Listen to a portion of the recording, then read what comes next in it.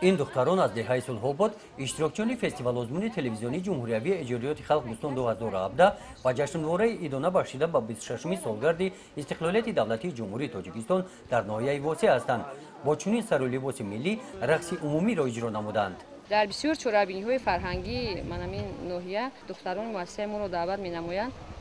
از این لحاظ امسال ما تصمیم گرفتیم که از طرف من همین دختران با دختران یکجای شده لباس‌های ملی خودمون رو به مثل چکن، اطلس، یعنی من تصمیم گرفتم که یک 10 دختر رو با لباس چکن یک نموده تامین نماییم، 10 نفر دیگر رو با لباس بدخشانی، باز 10 نفر دیگر با لباس اطلس یک رنگه که وقتی که من بعد ما رو در چهاره‌بینی‌های فرهنگی دعوت نمودن به یگان تنقیسی به یگان مثلا دوجیلگی رفته باز اشتراک نمایند.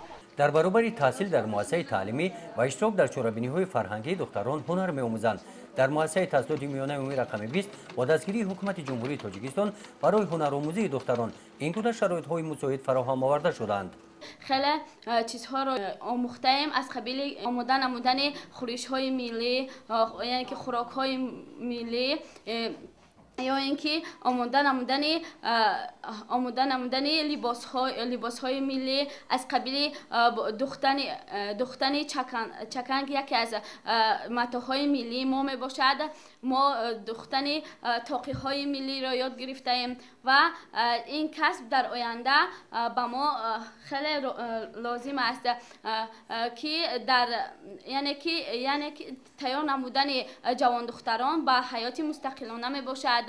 ما از این کسب باز برای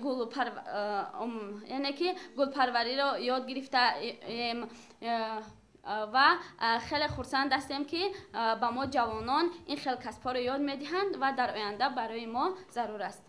برای جلب دختران با آموزش هنرهای ملی در مکتب محفل دستان ماهر عمل می‌نماید. محصول کارهای اعضایان محفل اینجا گذاشته شده‌اند. رسامی را هم می‌آموزند. رسم کبوتر و این منظره طبیعت زیبا کار این دختران است. استفاده ماشین درزوزی را مفتونه همین جا یاد گرفته است. او مستقلانه کرتا می‌دوزد. طول 6 سال است که ما با این کسب مشغول هستیم. من در از این فن تعلیمی مهنت از قبیل دوختن کرتاهای ملی، کشیده دوزی، گل دوزی، پاره کردن کرتاها، محکم کردن بانکه های کنسرو کنونی و دیگر هنر و کسب ها را از خود کردیم و ما جوانان افتخار از آن داریم که در یک مملکت تنج و آرام و آسوده عمر به سر میبریم و شکرانه از آن میکنیم که اساس غمخوری های حکومت جمهوری تاجیکستان، غمخوری های اساسگذاری صلح و وحدت ملی پیشوای ملت به ما ظاهر نموده ایستاده است که ما امروز در این سیمخانه های کشاد و برهوا با این کسب مشغول شده ایستاده ایم. مفتونه سویر و اشتراکی بخش سخنوری در فستیوال آزمون تلویزیونی جمهوری اجاریات خلق بستان 2017 است. او اعضای فعال محفل صنعتکاران نورسی نزد مکتب می باشد.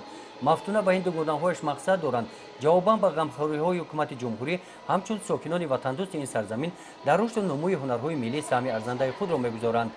گزارش خواجه نظریف خدای نظر ظهوروف از ناحیه بوسه برای برنامه اطلاعاتی نوید.